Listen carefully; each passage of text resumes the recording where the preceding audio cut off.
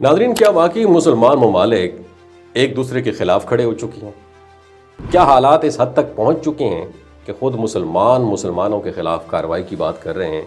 ये सब अब अफवाह नहीं रहा, बल्कि एक संजीदा डिबेट बन चुकी है जिसने पूरी दुनिया की तवज्जो अपनी तरफ खींच ली है। इस वीडियो को एंड तक ज़रूर देखिए। नाज़रीन, इंफॉर्मेशन के मुताबिक खलीजी खित्ते के कुछ अहम ममालिक ने अमरीका के साथ मिलकर ईरान के खिलाफ सख्त इक़दामात की हमायत का इंदिया दिया है, और ख़ास तौर पर स्ट्रेट ऑफ हार्मूज़ के हवाले से, क्योंकि ये वो अहम गुज़रगाह है जहाँ से दुनिया का एक बहुत बड़ा हिस्सा तेल का गुजरता है, तकरीबन 30% कह लें, और इसकी बंदिश आलमी मईशत के लिए एक बहुत बड़ा ख़तरा बन सकती है।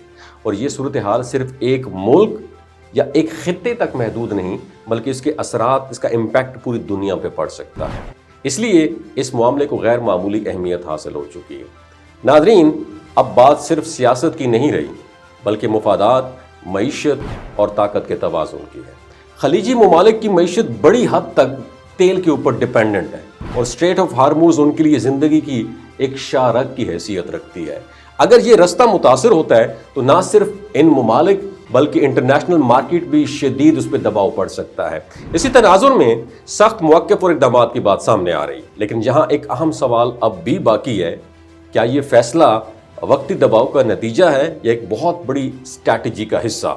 और नाज़रीन, आलमी सियासत में फ़ैसले सिर्फ जज्बात पर नहीं, मुफादात पर किए जाते हैं। कभी इत्तेहाद बनते हैं, कभी रस्ते जुदा होते हैं, और यही हकीकत आज हमारे सामने है। और ये लम्हा जो है हमें एक और पहलू पर सोचने पर मजबूर करता है। क्या हम सिर्फ तमाशाई हैं, या हमें भी सोचना चाहिए कि दुनिया किस डायरेक्शन को जा रही है? आज सबसे ज़्यादा ज़रूरत जज्बाती रद्द-ए-अमल की नहीं है, शऊर की है, क्योंकि हालात जितने पेचीदा होते जा रहे हैं उतनी ही समझदारी की ज़रूरत बढ़ती जा रही है। और आखिर में ख़ुद से एक सवाल ज़रूर करें, क्या हम हकीकत को समझने की कोशिश कर रहे हैं या सिर्फ सुनी सुनाई बातों पर अपनी राय कायम कर रहे हैं? अगर ये बात आपको सोचने पर मजबूर कर गई है तो उसे दूसरों तक ज़रूर पहुँचाएँ, क्योंकि आज की दुनिया में सबसे बड़ी ताकत सिर्फ मालूमात नहीं, दुरुस्त फहम भी है। अपना ख्याल रखिएगा।